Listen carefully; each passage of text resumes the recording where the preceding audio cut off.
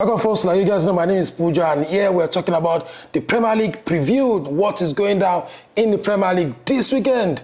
Talking about teams already shoveling. After 7 games, they're already shoveling. You already know what is going on. Some are looking to, of course, to cement. Some are looking to go up. Some are actually fighting with injuries. And of course, like you know, the international break is done and dusted. And some teams are sweating after the injuries to their key players from the international break, while some have most of their players back uninjured after the international break. But there are a lot of games this weekend, a lot of games with implication. And of course, the biggest one this weekend is Liverpool facing Chelsea. The bad competition, the bad rivalry. Talking about Slot and Enzo Maresca. Let's start from the big one, talking about first versus fourth, Liverpool against Chelsea. Let's dive into the injury news for both sides before we go to, some talking points from that particular game, For Liverpool, Alisson is injured. So Kelia will continue in goal for them. A big test for the goalkeeper again. So let's see how he's going to continue without Alisson in goal. Elliott is still out based on injury, and Chiesa, which of course they got from Juventus, is still a doubt, and he may actually pass a late fitness for that game. For Chelsea, very straightforward. They have 2 suspensions after 2 accumulation of yellow cards against Nottingham Forest. Talking about Fofana and Cucurella, they are both suspended, and of course they can have Disasi to replace Fofana, and of course Viega in that Egbadugo to replace Cucurella in that position. Chelsea have the full complement of their stars back. Talking about Enzo, talking about Caicedo, and of course the man in form. Talking about Cole Palmer, who have won lots of awards over the week. Is currently the player of the month of September, and people said if he sings, he will surely win the Grammys. Talking about Palmer. And then moving away from that, let's talk about key battles in that game, because Salah and Diaz have been in incredible form this season as well. Salah, the whole Salah we've seen on that club, is coming into the reckoning again, and it seems like it's going to be a very big game, on Sunday, talking about 4:30 p.m. Nigerian time. The funny thing, talking about this game, is the incredible form of Chelsea. Chelsea have won all their away fixtures this season. And remember, the last team that defeated Liverpool at Anfield is the only team they played who are higher. Talking about the table, talking about Nottingham Forest. And this is a record that is very, very, very, very big for Chelsea. And Chelsea are in incredible form as well. In recent times, in the last games, under their new manager, they are doing well. So it's Slot versus Maresca. But lastly, off from that fixtures, it looks like it's going to be a draws game, because if you look at the history of this game, the common result has been draw. But of course, with the form of these two sides, let's see how this one pan out. Let's move away and go to London, where Spurs we face West Ham. London derby, 2 teams who are not enjoying when it comes to form, who are not enjoying when it comes to results. And for Lopetegui, is sweating on his forehead because of what West Ham are currently doing in the Premier League under him. Let's talk about the team news from this particular game. Remember, Premier League preview is brought to you by Giga. We make you not forget that one.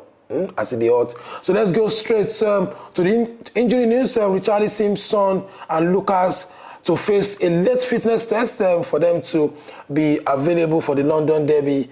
For Spurs, they have 10 points in 7 matches, and they sit at 9th. Not a good one for their manager in that one. West Ham have won 2, they've drawn 2, and they've lost 3 under their new manager, Lopetegui. So this is a game of high significance for both parties, for both managers, for both players, and for both teams. So let's see how that one pans out. London derby, early fixtures on Saturday, and let's see if West Ham are going to shock like electric shock Spurs again. But they miss Son. Hopefully we'll be back in this game, and let's see what their captain will do in this one. Let's move to Manchester, where, of course, Manchester United against Brentford. But when you hear Brentford, you hear, see, early goals, Abi. my United fan, no shake, no shake, make it no shake. Let's go straight to the preview. That will be 14th versus 11th. Man United are playing the early kickoffs, and of course they're playing against the kings of early goals. Talking about Brentford. So for them, they are without 10 key players. Talking about Man United, and hopefully they are looking to have Garnacho and Mason Mount back.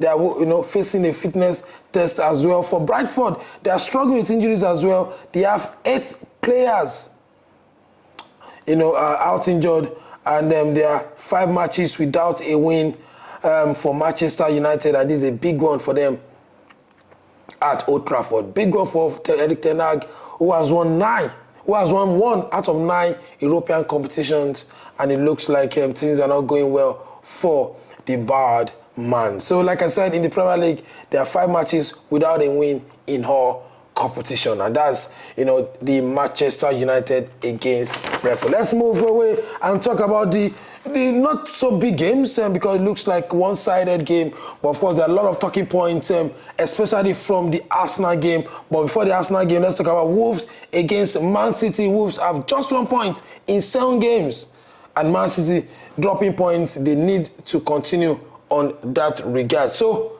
let's see if they're going to fight this one. It looks like a game that Haaland we start part again. We get a lot of goals against a team who has conceded more goals in the Premier League this season. Talking about Wolves. So Man City, there's no De Bruyne because he got injured over the weekend, over the week in the international break.